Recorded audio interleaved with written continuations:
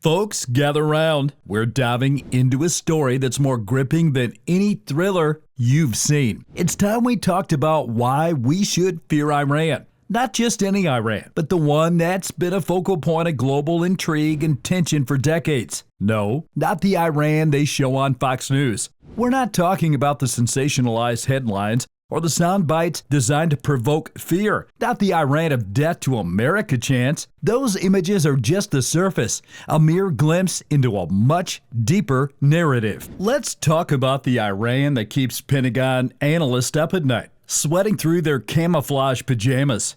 The Iran that strategists and policymakers can't stop thinking about. This is the Iran that has a complex history, a resilient spirit, and a strategic mind that has outlasted many adversaries. Because here's the thing, Iran is a country that simply refuses to die. It's a nation that has faced countless challenges and yet continues to stand tall. They've weathered storms that would make other nations fold like a cheap lawn chair.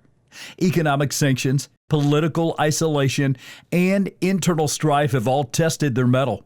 They've stared down empires and emerged, not just standing, but stronger. From the ancient Persian Empire to the modern-day Islamic Republic, their history is a testament to endurance. Think of it like this. Remember that horror movie sequel that was actually good? Yeah, Iran's like that. It's the sequel that not only lives up to the original, but surpasses it in every way. Except, instead of Freddy Krueger, it's centuries of geopolitical know-how and a whole lot of ballistic missiles.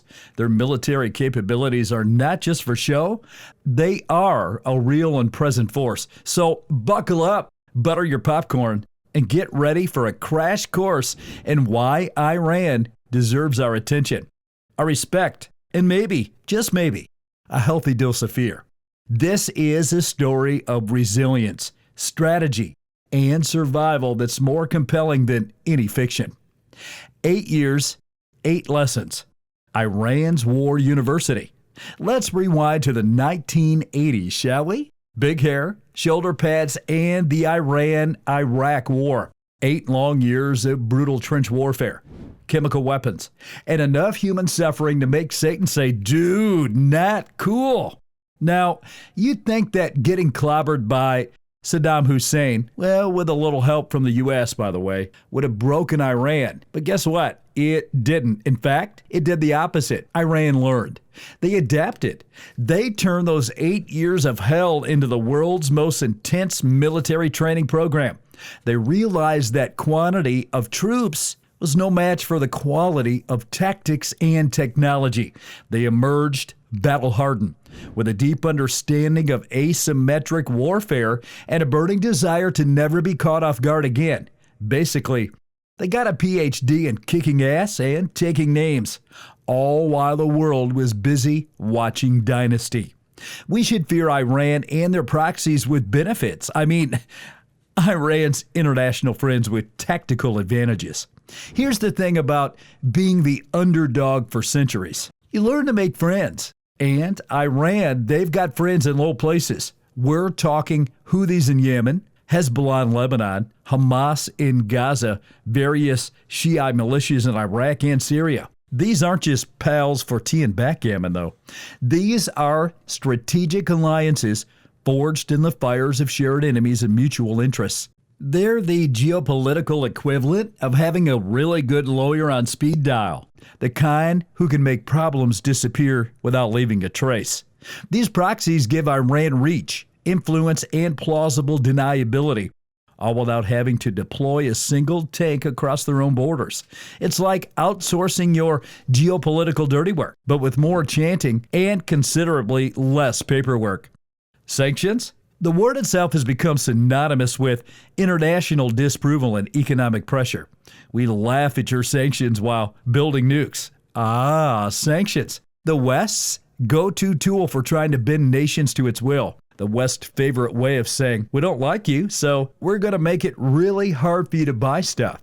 It's like a global version of the silent treatment, but with more paperwork and economic pain. And boy, have we sanctioned the heck out of Iran? From oil exports to financial transactions, the list of restrictions is long and exhaustive. But here's the thing about sanctions. They're like the annoying mosquito buzzing around your head. You can swat at it, try to ignore it, but it just keeps coming back.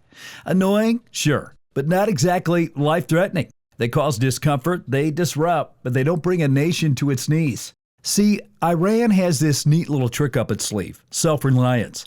When the world shuts its doors, Iran builds its own. They've been forced to become masters of improvisation, building their own industries, developing their own technologies, and generally telling the world, we'll do it live, cue the F-bombs. It's a story of resilience and ingenuity.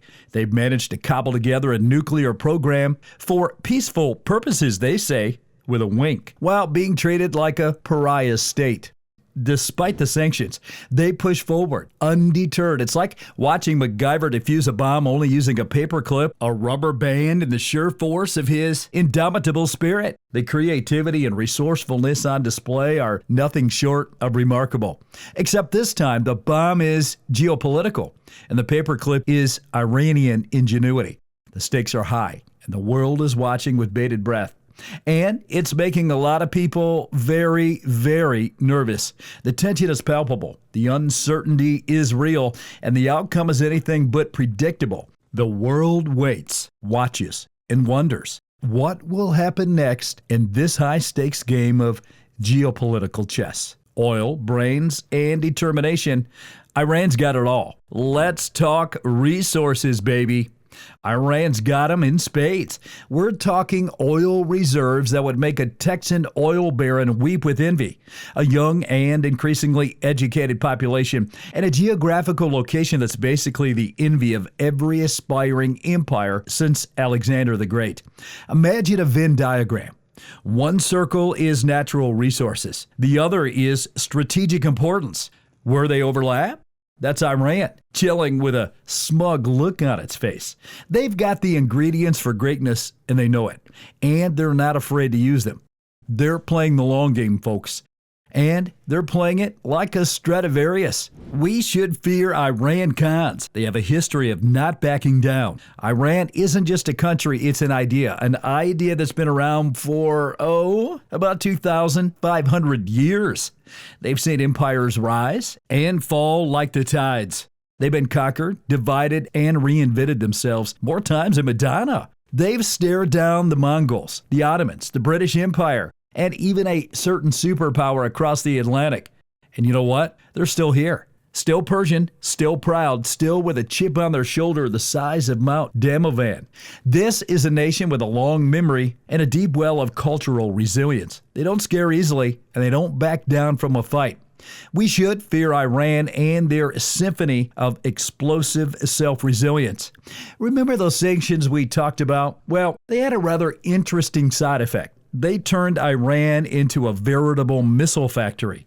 We're talking short-range, medium-range ballistic, cruise missiles, you name it, they probably got it, aimed and ready to ruin someone's day. Think of it as their very own fireworks display, except instead of pretty colors, it's high explosives and geopolitical chaos. They've even got these cute little speedboats that are basically floating IEDs, perfect for playing chicken with American warships in the Persian Gulf. It's like a scene straight out of Mad Max, only with turbines and a lot more geopolitical subtext. The message is clear. Mess with us, and things are gonna get very loud, very fast, and very, very messy. So, you want to sanction some more? Let's play What Could Go Wrong. So, here we are, folks, the moment of truth, the crossroads where decisions are made that could shape the future of nations. We've looked at Iran's resilience, their ingenuity, their military prowess, and their don't mess with us attitude. This is a country that has weathered storms, both literal and metaphorical, and has come out stronger each time. The question is, what do we do with this information? Do we continue down the same path, expecting different results? Do we keep ratcheting up the pressure, hoping that somehow, this time, sanctions will magically work? History has shown us that sanctions often hurt the common people more than the leaders they aim to pressure. Do we engage in another military adventure in the Middle East? Because clearly, we haven't learned our lesson yet. The cost of war is immense, not just in terms of money, but in human lives and global stability. Or do we try something radical like diplomacy? Diplomacy isn't just about talking, it's about listening, understanding, and finding common ground, like acknowledging that Iran is a major player in the region and deserves a seat at the table. Ignoring their influence doesn't make it go away. It only makes the situation more volatile. Like maybe, just maybe, there's another way to resolve our differences besides bombing the bejesus out of each other. It's a gamble, sure, but isn't it worth trying to avoid the devastation that comes with conflict? But as any good gambler will tell you, sometimes the biggest risks come with the biggest rewards. The reward here isn't just peace, but the possibility of a more stable and prosperous future for everyone involved. And in this particular game of geopolitical poker, the stakes couldn't be higher. The decisions we make today will echo through history, shaping the world for generations to come. So let's choose wisely. Hope you enjoyed this video. Give it a thumbs up and subscribe. See you on the next one.